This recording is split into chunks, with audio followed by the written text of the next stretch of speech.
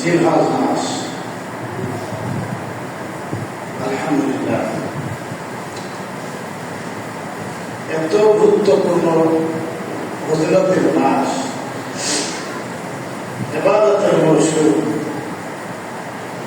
মহান আল্লাহ তাবারক ওয়া তাআলা মেহেরবানি করে আমাদের দান করেছেন। আলহামদুলিল্লাহ,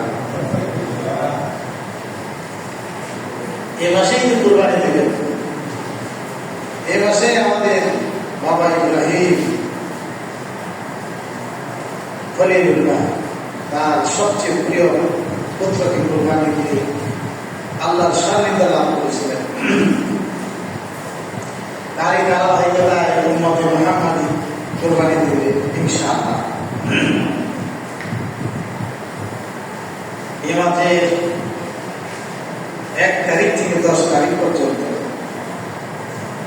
রাত্রিগুলো লাইলাতুল কদরের সমপরিমাণ মর্যাদা দাবি রাখে।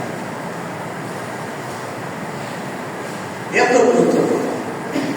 আমাদের হাবিব, আমাদের বন্ধু, আমাদের নবী, আমাদের সাইয়্যিদ, আমাদের নেতা মুহাম্মদ সাল্লাল্লাহু আলাইহি ওয়াসাল্লাম 1 তারিখ থেকে 9 তারিখ পর্যন্ত জানেন। সুবহানাল্লাহ। আমরা ইনশাআল্লাহ সওয়াব পাওয়া আপনাদের শুরুটা রাখবো। কি বলেন? দুরূদ ও সালাম বর্ষিত হোক মহান আল্লাহর পক্ষ থেকে। আখির জামানার পয়গম্বর,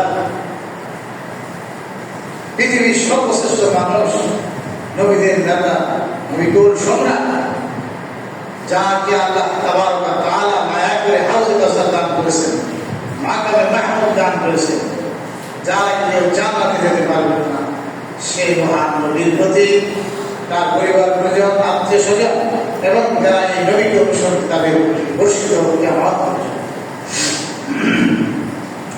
সম্মানিত উপস্থিতি, আমি আপনাদের সামনে বর্তমান প্রেক্ষাপটে পবিত্র কুরআনের সূরা নূরের কয়েক টুকরা আয়াতে কারিমা তেলাওয়াত করেছি।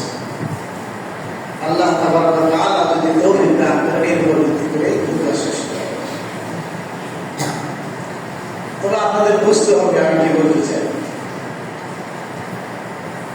যদি না বুঝেন তাহলে বুঝবেন ব্যর্থ হয়ে যাবে। বলেন, আমি কোন সূরা তেলাওয়াত করছি? সূরা নূর 24 নম্বর সূরা। নূর মানে আলো। নূর মানে কি? এই আলো আসলে আলাদা জায়গা থাকে না। আমাদের সমাজে কি আলো আছে? আমরা বলি আইয়ামে জাহিলিয়া।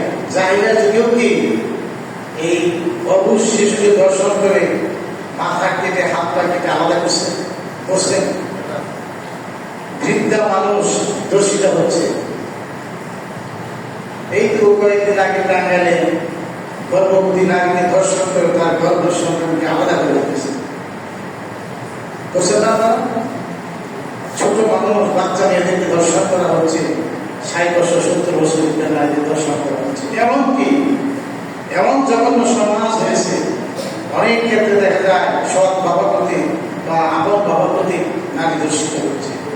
এই তো কয়েকদিন আগে আপনার পত্রিকায় দেখেছেন বিস্তারিত এক মসজিদের ইমামকে গ্রেপ্তার করে অমানসিক নির্যাতনের কারণে সে টাকা দিয়েছে। তার বিরুদ্ধে অভিযোগ ছিল সে উত্তরাঞ্চলের একটা ছোট্ট মেয়েকে ধর্ষণ করেছে। দীর্ঘদিন জেল খাটার পর ডিএনএ টেস্টে প্রমাণিত হয়েছে তার আপন ভাই এই ধর্ষণের সাথে নাউজুবিল্লাহ। কোন সমাজে বসবাস করছে চিন্তা করতেছেন? কেমন একটা সমাজে আপনারা আছেন? এই সমাজের মধ্যে এই নূর যদি বাস্তবায়ন করা যেত, আল্লাহ হাবিব জনাব মুহাম্মদ রাসূলুল্লাহ সাল্লাল্লাহু আলাইহি ওয়াসাল্লাম এই পবিত্র কোরআনের এই বিধানগুলোকে জাহিলি সমাজে বাস্তবায়ন করে সেই সমাজের সকল প্রকার হত্যা, সন্ত্রাস, দুর্নীতি এমনকি ধর্ষণগুলোকে বিলুপ্ত করে একটি সুন্দর চমৎকার সমাজ বিশ্ববাসী উপহার দিয়েছে। এই যে আপনারা দেখবে যারা আছেন পরে যারা আপনাকে এই কোরআন মানেন, এই কোরআন জানেন, কোরআন বুঝেন,